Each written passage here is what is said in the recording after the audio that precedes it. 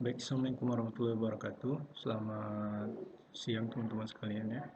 Jadi ini untuk materi analisa logging sumur ya, ataupun di geofisika kita kenal dengan well logging ya. Dimana ini adalah materi terakhir ya, sebelum UTS, dengan materi gamma relog ya. Oke, ini gamma relog ya. Jadi gamma relog ini adalah salah satu jenis log radioaktif ya, dimana log ini berfungsi untuk mengukur eh, perbedaan litologi ya, maka dia disebut sebagai log litologi ya, atau dia termasuk ke dalam jenis log litologi. Di mana gamma relog ini dia eh, cara kerjanya dia mengukur kandungan radioaktif dari si suatu batuan ya, di mana kandungan radioaktif itu berupa uranium, thorium, dan potasium ya. Jadi gamma relog ini biasanya commonly given the symbol GR ya, jadi simbolnya adalah GR ya. Lalu isotop concentrate in clay ya, jadi isotop ini terkonsentrasi di dalam clay ya, lalu sehingga menyebabkan kandungan radioaktif yang ada di batuan clay ataupun shell ini akan lebih tinggi dari formasi lainnya. Jadi memang untuk mineral uranium, thorium, dan potasium ini paling banyak di batuan shell ya, untuk batuan sedimennya ya. Walaupun batuan beku dan metamorf dia lebih tinggi ya. Lalu sensitive detector count the number of gamma ray per unit of time ya.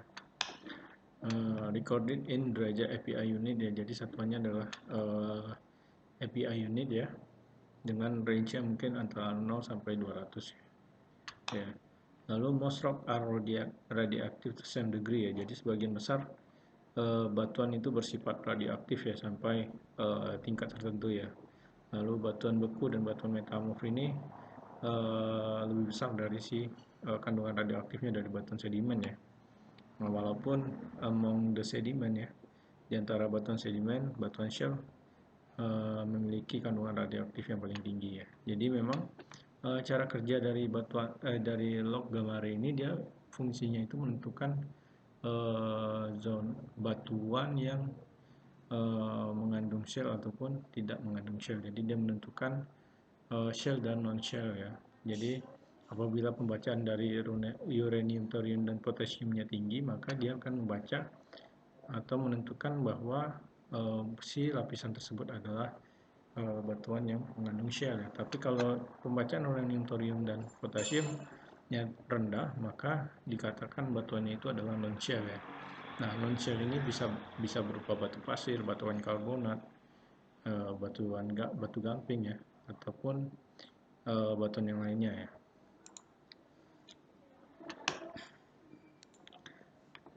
Jadi ya, API scale goes from 0 to 200 API ya. Jadi range-nya itu umumnya adalah 0 sampai 200 derajat API ya. Untuk maksimumnya itu adalah 200 ya. Lalu it's more common to see around 0 to 100 and 0 to 150 API ya. Jadi biasanya disajikan nilainya ini antara 0 sampai 100 ataupun 0 sampai 150 ya. Sangat jarang dipresentasikan range-nya ini antara 0 sampai 200 gitu ya. As data greater than 150 API is not common ya, jadi tidak terlalu sering ditemukan ya, and can always be handled by the use of wraparound ya. When gamma ray logging is carried out through the cement casing ya, a scale of 0 to 50 API is the most often used ya. Jadi ketika gamma ray logging ini di running di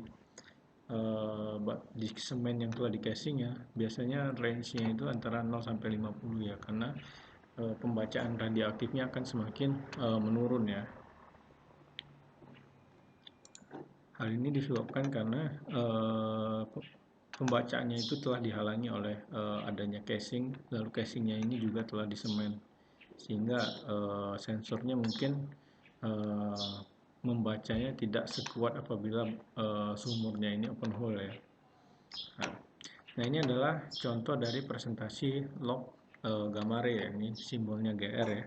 Biasanya akan ditunjukkan log GR ini berupa garis seperti apa, apakah putus-putus atau warna hijau atau warna apa ya contohnya. Nah di sini dalam kasus ini ya dia warnanya garis lurus dengan warna hitam ya.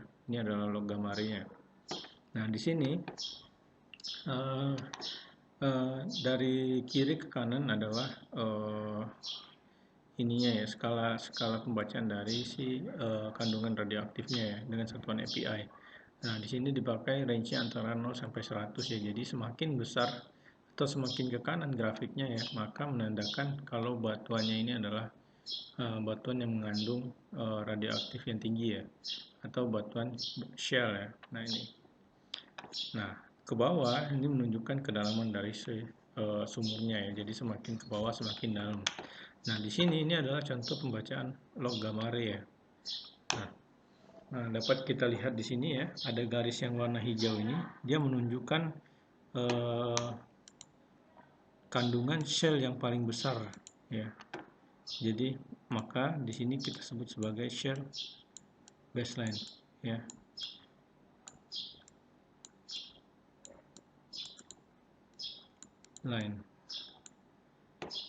Shell baseline ya.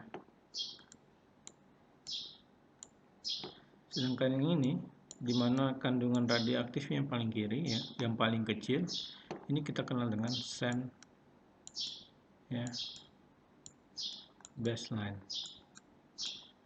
Ya, jadi bagian tengah-tengahnya ini adalah cut off dari si shellnya ya, atau kondisi shell dan sandnya 50% ya. Tuh. Nah, untuk menentukan sand dan shell baseline ini kita tarik dari garis terluar ya, dimana garis terluar mungkin di sini ya. Jadi kita tarik garis lurus dari atas ke bawah, maka ini adalah sebagai garis terluarnya. Nah, kalau kita baca di sini ya, di sini terdapat 1, 2, 3, 4, 5, 6, 7, 8, 9, 10, 11, 12, 13, 14, 15, 16, 17, 18, 19, 20. Di sini ada 20 garis ya. Nah, 20 garis ini menunjukkan satu garis ini artinya adalah 5 ya. Jadi 2 garis adalah 10 API-nya. Jadi di sini bisa kita baca berarti di sini 5, ini 10, 15, ini 20, berarti di sini shell baseline-nya adalah 80 ya. Sedangkan sand baseline-nya 5, 10, 20 juga ya. Ya, oke. Nah, nanti kita bakalan masukkan rumus ini ya ke rumus Fischl, maka kita akan bisa membuat litologi yang seperti ini ya.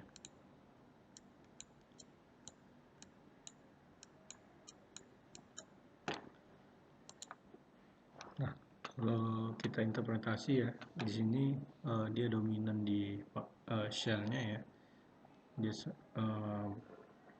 hampir 100% ya dari kedalaman sini sampai sini ya.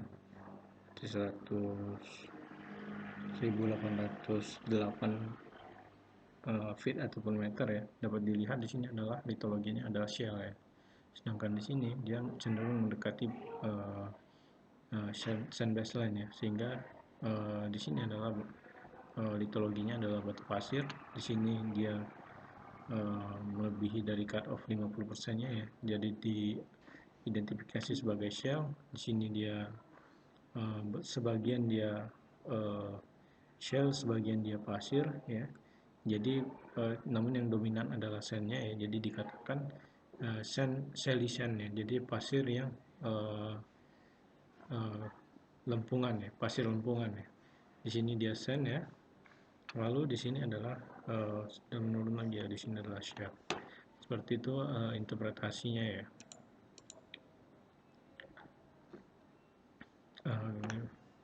Waktunya udah mau habis ya, jadi mungkin saya skip di video selanjutnya ya.